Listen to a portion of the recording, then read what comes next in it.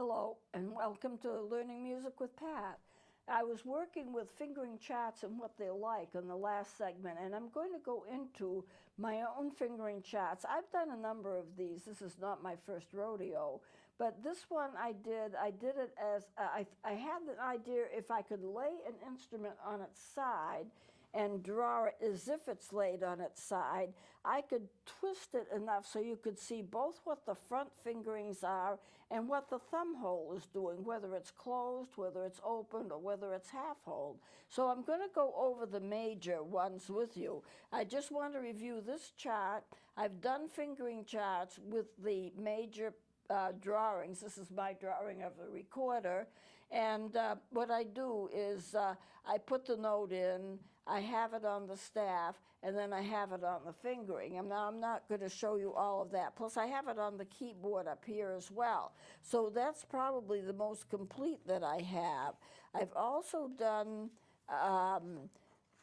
fingering charts using this form, which I showed you last time, and basically it's the note on the staff and then the fingerings, and the advantage is you can see what the thumb hole is doing, whether it's closed or whether it's open. It's a little hard to show half holding with it, but at any rate, I've used that form as well. So what I want to do is, let me turn the page. Oh, I've also used forms such as this, where you get the keyboard, 2-octave keyboard, and you get the fingerings underneath, and I showed this to you last time, where you get the notes on the staff, where they are on the keyboard, and how you finger them on a recorder. This kind of chart is actually the most complete. It would be a little more complete if I had a sketch of the instrument. So here we go with what I'm doing now. This is the recorder as if it was on its side. These are the tone holes, and I have actually 2 drawings on each of these pages. This, although I've written out a little bit, the double holes right here, sometimes there's a double hole here, not in this drawing, but sometimes there is, the regular tone holes, the labium, the mouthpiece, and this is the thumb hole in back for octave notes, and for sharps and flats, it's a help. And then I mentioned these double holes down here. And this is what we're really working with. I have this pretty much on every page. And this is what we're working on. The instrument is if it's laying on its side. You see the tone holes, but they're kind of cut out, like you're seeing half of them. And then you can see the tone hole in the back, and then you have the note and where it is on the staff. So we're starting with the B, because when you teach the simpler notes first, and you're always starting with B, A, G, F, E, D. And if I'm going to show you this on a regular recorder, you don't start with the lower notes. They're harder to get, because you have to have your fingers exactly positioned. So you start with the easier notes, which are going to be toward the top, B, A, G, F, E, D. And then you have practically a whole octave. You just need the C on the bottom and the C on the top, because I played part of the C major scale. Now, so we start off with the B. Here it is on the staff, and this is how you finger it. You finger it with that one finger, and the tone hole in the back is closed. So you finger it like this. That's your B. And then as you're adding notes, it's just a simple process of adding one, another, and another, and another, all the way down the scale. So that's the B. Now we go to the A, and you see I've got the basic drawing here. The A is used on that second hole. This shows you what holes are responsible for what notes. Here's your A, 2 down, B, A, and the tone hole in the back is closed. So your A, almost be better without a pointer here. Here's your A. This is the B, this is the A. And the tone hole is closed in both of that. As a matter of fact, it's going to be closed all the way down the scale, because of the fact that it's a C scale, and we're not dealing right now with sharps and flats. Then you go to the next one, and this is going to be a G. You just add another one. This was the B and the A. For the G, just add one. That's all you're going to be doing with your left hand, though, because the thumb's going to be closed, closing the thumb hole in the back, and you're not doing anything with your little finger. That's just not, it's not possible to do that. Some instruments will, but the recorder does not. So for the next one, you're actually going to start with your right hand. So that's the G. Let's see. This is the F. Now, I did put an extra. This is going to be a different fingering. This is going to be the German fingering. And all you do, once again, you add that one finger. Now, if you're playing a Baroque instrument, there's going to be a little tiny B. I'll show it to you where it is here. You may not be able to see it. We have shown this before, though. And that little B tells you that it's a Baroque instrument. And what they do is they just make a little imprint. It's not like it's a big thing. I wish it would be bigger. It'd be easier for students to see. But with the Baroque fingering, when you play that F, you add this extra finger.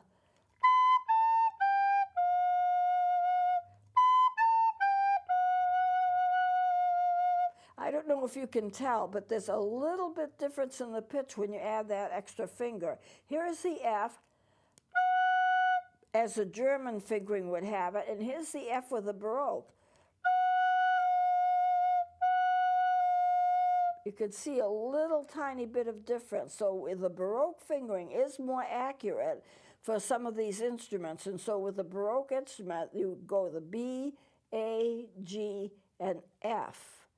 If it's a German instrument, B, A, G, F. The only reason to use the Baroque is that it's made to be a little bit more accurate when you add the extra finger. So that's what we did. So what I did on my chart here, this is the Baroque fingering. B, A, G, F with the added finger. And you skip the one in the middle. And with the German fingering, B, A, G, F. You just add that one more key, and you leave these blank. And notice the tone holes in the back, the thumb hole, is also still closed.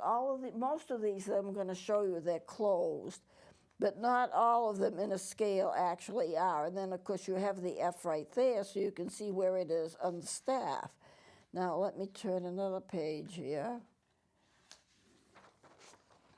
This is going to be E. You just add one more finger. B, A, G, F, E. There's no difference between that and a German fingering or a Baroque fingering. There's no difference at all. So for the E,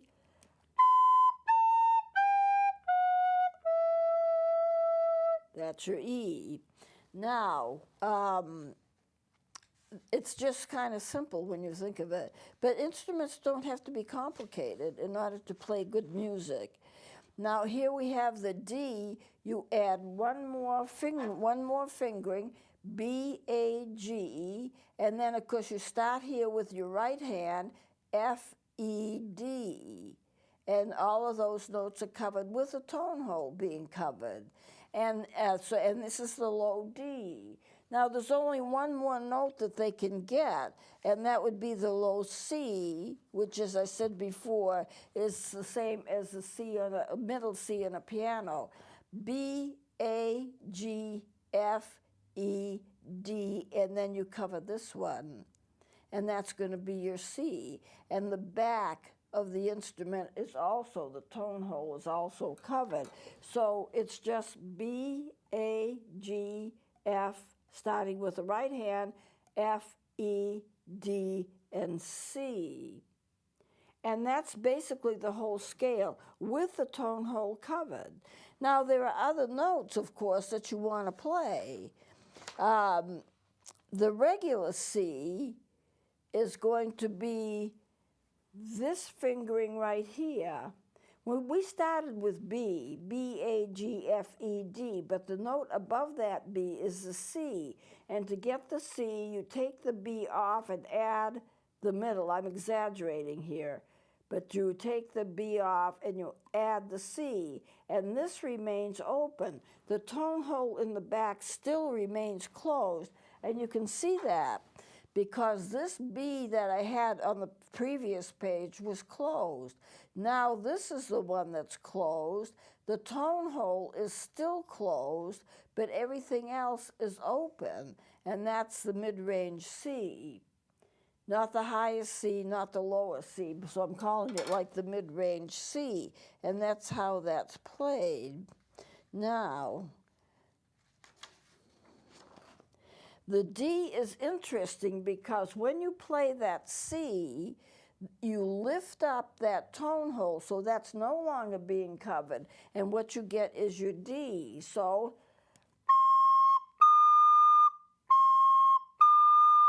that's the D.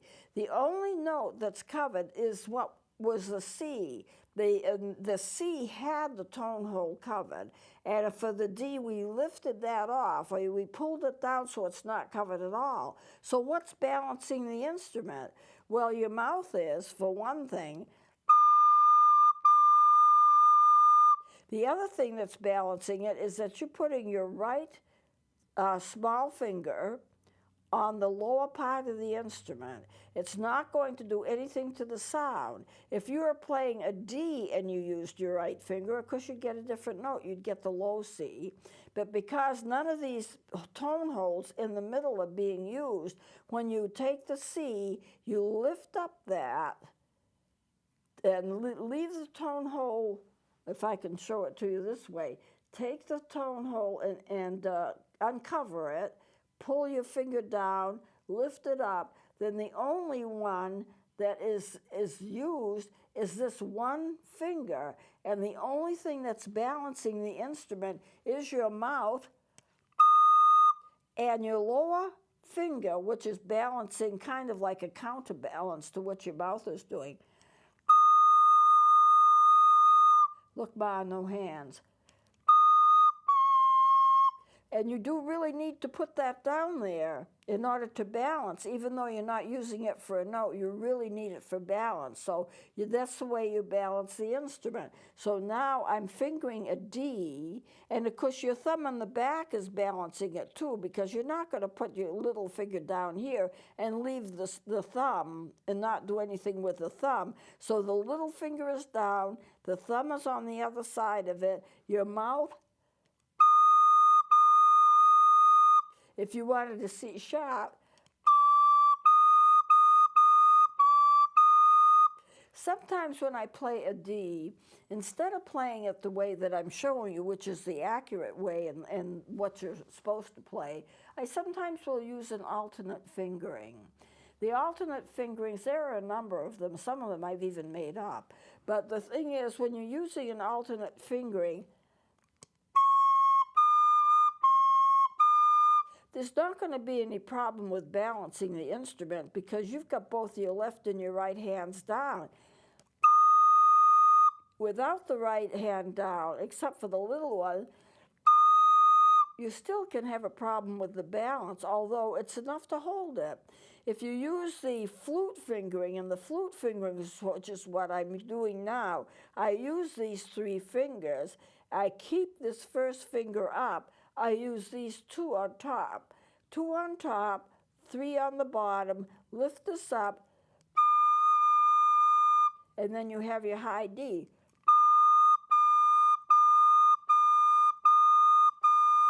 Now I'm using both then. Does it make any difference which one you use? Well, I'm used to playing the flute, and I tend to slip into flute fingerings even when I half realize that I'm doing it. But there is the right and the wrong way. You can use it if it's convenient, if it's helpful. You can use it if the instrument can handle it, if it's not off pitch. If it's off pitch and it doesn't work, of course you can't use it. But that would be the beauty of an alternate fingering. So this is the high D. Now, let me see.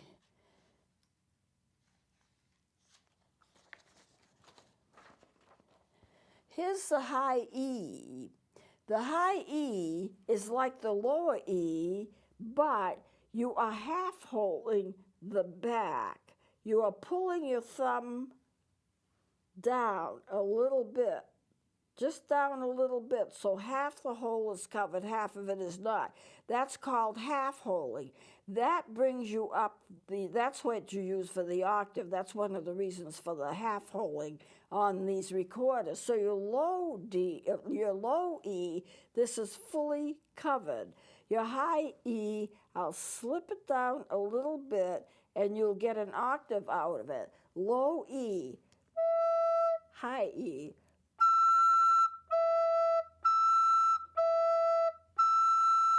The only difference, and you'll never notice it because you can't see the back when I'm playing it, the only difference is that you are pulling this down. You're not making a big deal of it. You're not kind of pulling it off and it's waving around. It's just that simple movement. Pull it down halfway, you've got an octave. The same is true for the F. Same is true for the G. The same would be true for some of the other notes. So the octave mechanism in the recorder is simple pulling it down to get it to half hole, and then that bounces you up. Now it doesn't work with all notes, but it works with most notes. With the D, as I showed you before, this is going to be the low D, B, A, G, F, E, D, and the thumb hole is covered. Take it off, and you get you can get the higher note. I take all the fingers off and use that one note, and take the thumb hole off, and then you get the D. So if I'm going to play, and I'll play it slowly, but just pay attention when I'm doing this. Here's the high G, A, B, C. I make that switch right there. Lift the thumb hole off.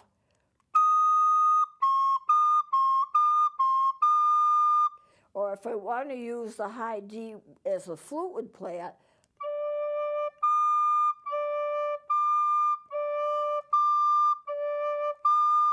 there is a little difference in the tone, but not that much. Anyone would hardly even know it. So that's that. So you get that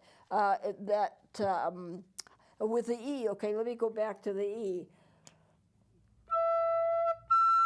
What I'm doing with the low E's, I'm playing it like the regular E, but I'm half holding. How do I know I half hold the thumb? Because I've got it drawn here. Only half of that is colored. I don't know if you can see this or not well, but if you look at the thumb hole, I've got the bottom half, and I kind of extend it out so you can see that only half of that hole is covered. That's my example of half holing. And so you know that if it's there, you're getting an octave on that E. You've got the regular E. If it's covered, you'd get the regular E. If you get and half hole it, you're going to get an octave higher. So with this chart, you can actually see this. With F, high F, it's the same thing. This B, A, G, F. Half hold the thumb hole, just pull it down so that half of it shows, only half of it shows, and then you're going to get the octave.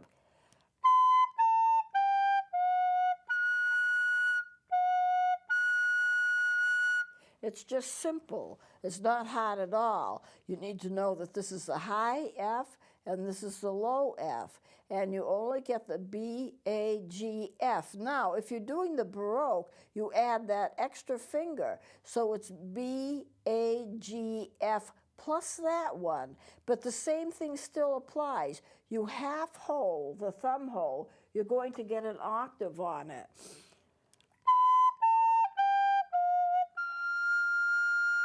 And it comes out nice and clear. You know, it's not like it's fuzzy or anything like that. It comes out really nice and clear. Now, the G is the same thing.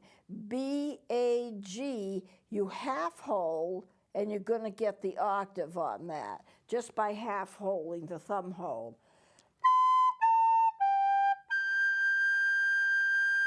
That's a good, clear, nice high note. So that's the G. The A would be the same thing. You half-hole it, B and A, and you get the same thing. And that's about as high as you go with the half-holing. You can actually do a B half-holing. We haven't done it, but you have to add 2 more fingers. It's like an A, you skip one, 2 more fingers, and you half-hole. That would be the high B. We haven't done much with it, but I want to show you what it is. And the high C is you half-hole again. You have that B, what would be a B, skip 2, add 2, half-hole the back. We haven't gotten that complicated yet, but we will at some point, and that would be the high C. Now, I think there's one more I want to show you. Watching my time here. The F sharps. What's an F sharp? Well, it's just a half step above the F. If you play the F, switch this finger, put this, the second finger down, and this up, and you get your F sharp. F, F, and I can half-hole it back and get the octave to that F sharp.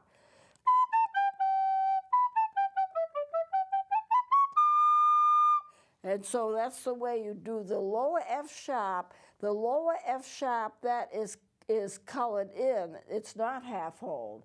But on the higher F sharp, it is going to be the same fingering, half-holed, and then you get your octave that way. So there are a number of notes that you can get a higher octave just by simply pulling down your thumb and just letting it grip. And it will go up there. Not everything. When you get to the high B and when you get to the high C, you need to start adding a couple of holes here and there. But for the most part, if you're going to go from B, A, G, F, E, D, most of these notes here are very responsive to half-holing and getting an octave from the half-hole. So you see, it's not that bad, but I like to have, on fingering charts, I like to have the picture of the instrument so you see it. And I know it means more papers and all of that, but we're dealing with 1 note per page, and we're dealing with an instrument just exactly like it, and you can review what all of these holes do because I have them marked. Now, I did the same thing with this. I remember bringing this in where you actually have it all marked out. I put this on top. I put this on the back. That would be like the thumb hole. And I use these little reinforcers, B, A, G, F, E, D. I've got to look what I'm doing here. And it will show you what notes you can get by covering those holes. And that's the reason why I did it. I thought if you could actually see it, then it would be helpful to you. And of course, what I've done is basically the same thing here because I've got it all marked out. But sometimes when you have an instrument, you're holding on to it, it makes more sense than if you're just viewing it in the picture. Nonetheless, I think this is helpful, and I just did the basic notes. I didn't do the highest of the high, but I did all of the other notes. So you can understand a little bit. You just add a finger, add a finger, add a finger, add a finger, add a finger. The thing that will change are the sharps and the flats.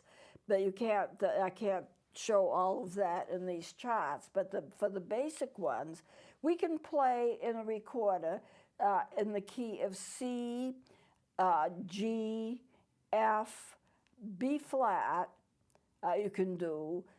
We're kind of a little bit limited because we can't do all the flats and the sharps, but you can play a lot of music on what is available. So we've kind of run out of time, and the next time I'm coming in, I'm going to be showing you a roll-up piano, a piano that you could actually roll up, put on your arm. It comes all rolled up in a little box, and we're going to get into the advantages and disadvantages of the roll-up piano when I come in next time. So I'll close it here. Please join me next time.